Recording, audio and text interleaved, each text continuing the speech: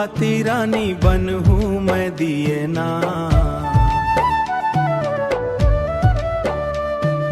मिलके अंजोरी करबो मन घरे अंगना, मिलके अंजोरी करबो मन घरे अंगना।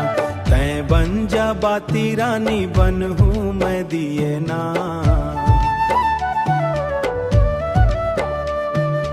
मिलके अंजोरी करबो मन घरे अंगना। फुलवा महके फुलवारी, बारो महीना संगवारी। फुलवा महके फुलवारी, बारो महीना संगवारी। दिन होलात देवारी तोर संग मारे।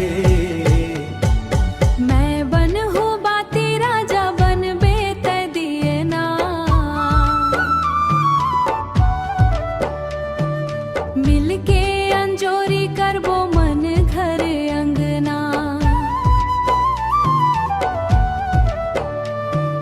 मैं बनहूँ बाती राजा बनबे तै दिए ना। बनबे रे अंगना, मिलके अंजोरी करबो मन घरे अंगना। फुलवा महके फुलवारी,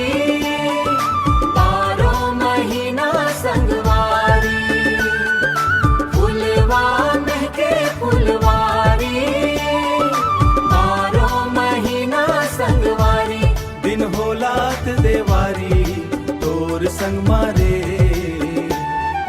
तोर संग मारे। तै बन जा बाती रानी बनहूँ मैं दिए ना।